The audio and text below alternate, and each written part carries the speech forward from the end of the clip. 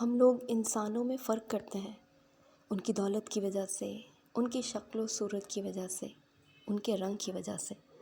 ہم یہ بھول جاتے ہیں کہ جو اصل فرق ہے وہ تو انسان کی تربیت اور تعلیم کا ہے۔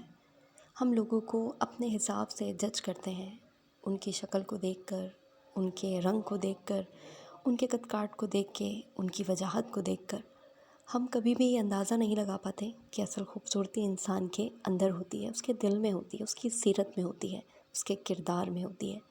جو کردار اور سیرت کی خوبصورتی ہوتی ہے وہ ہمیشہ برقرار رہنے والی ہوتی ہے، وہ کبھی ختم نہیں ہوتی، وہ کبھی ماند نہیں ہوتی۔ بالکل اسی طرح کہ آپ اپنے پاس خشک پتوں کی ڈھیری لگا لیں، بہت سارے پتے ہوں، اور ان خشک پتوں پہ جب کبھی آپ اپنا ہاتھ پھیریں تو آپ کو ان پتوں میں سرسراہٹ سی محسوس ہو۔ آپ جانتے ہیں کہ ہر چیز کے اندر کچھ نہ کچھ جذبات پوشیدہ ہوتے ہیں، پھر چاہے وہ انسان ہو، جانور ہوں، پرندے ہوں، یا پھر خشک پتے ہوں۔ یہ خشک پتوں کی بڑی الگ کہانی ہے۔ جب یہ خوبصورت ہوتے ہیں تو لوگ انہیں پھولوں کے ساتھ اپنے گلدانوں میں سجا کر بڑا خوش کن احساس محسوس کرتے ہیں۔ جب یہ تر و تازہ ہوتے ہیں تو یہ لوگوں کے لیے بہت خوبصورت تحفہ بن جاتے ہیں، لیکن جو ہی یہ سوکھ جاتے ہیں، خشک ہو جاتے ہیں، ان کی رونق ختم ہو جاتی ہے تو لوگ انہیں اٹھا کر پھینک دیتے ہیں، یا یوں کہوں کہ ڈسٹ بین کی زینت بنا دیتے ہیں۔ لوگ یہ نہیں سوچتے کہ یہ وہی پتے تھے جو پہلے اپنی آب و تاب کے ساتھ ان کے گلدان کے اندر پھولوں کے ساتھ زینت بنے ہوئے تھے۔ لوگ بہت جلدی فرق کرتے ہیں، لوگ بہت جلدی دوسروں کے جذبات سے کھیلتے ہیں، لوگ بہت جلدی دوسروں کو کم سمجھتے ہیں اور خود کو بہت اعلیٰ اور عرفہ۔ ہاں، میں سچ کہہ رہی ہوں، کبھی کبھی لوگ آپس میں ایک دوسرے کے ساتھ بڑا فرق کرتے ہیں، اور اسی فرق میں وہ پتہ نہیں کتنی آگے بڑھ جاتے ہیں کہ انہیں احساس ہی نہیں ہوتا کہ سامنے والے کا دل ٹوٹ گیا ہے، ان کے جذبات کی وجہ سے اس کا دل بنجر ہو گیا ہے، ان کے کہے ہوئے لفظوں کے تیروں کی وجہ سے وہ شخص اپنے آپ کو بہت کم محسوس کرنے لگا ہے، اپنے آپ کو لوگوں کے بیچ میں حقیر سمجھنے لگا ہے۔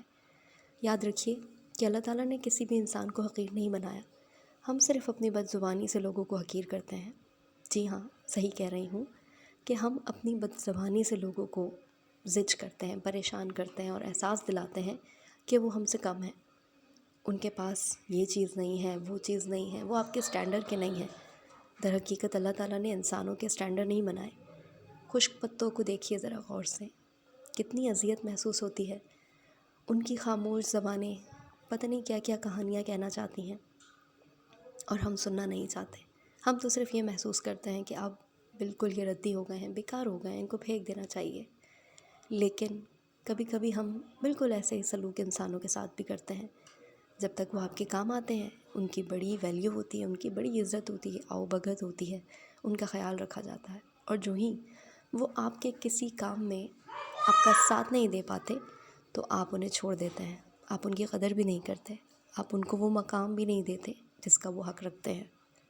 چلیں چھوڑیں، آپ نے کسی سے اس کا حق چھین لیا تو اللہ تعالیٰ کسی نہ کسی طرح اس کو اس کا حق دے ہی دے گا۔ مگر پتہ نہیں کیوں جب میں ان خشک پتوں کو دیکھتی ہوں تو مجھے خود بخود انسان کی زندگی کا وہ سارا سلسلہ یاد آ جاتا ہے جو اس کی پیدائش سے لے کر آخر تک اس کے ساتھ ہوگا۔ یاد رکھیے کہ ہر انسان نے اس دنیا میں تر و تازہ آنے کے بعد بالکل بجھا ہوا جانا ہے۔ جی ہاں، اللہ تعالیٰ ہم سب کا اختتام خیر سے کرے اور ہماری دنیا بھی بخیر رکھے، آمین ثم آمین۔ لیکن پھر بھی انسان کا آخر یہی ہے کہ جب وہ دنیا سے جائے گا تو خالی ہاتھ جائے گا، بالکل تنہا، کوئی اس کا اپنا اس کے ساتھ نہیں ہوگا، کوئی اس کے لیے گواہی نہیں دے گا، کوئی اس کے لیے شہادت نہیں دے گا۔ تو اسی لیے کسی کا دل دکھانے سے بہتر ہے کسی کا دل رکھ لیجئے، کسی کے زخموں پر مرہم لگا دیجئے، کسی سے سنی ہوئی بہت بڑی بات کو درگزر کر دیجئے، کسی کے کہے ہوئے تلخ جملوں کو نظر انداز کر دیجئے، اور کسی ضرورت مند کی ضرورت پوری کر دیجئے۔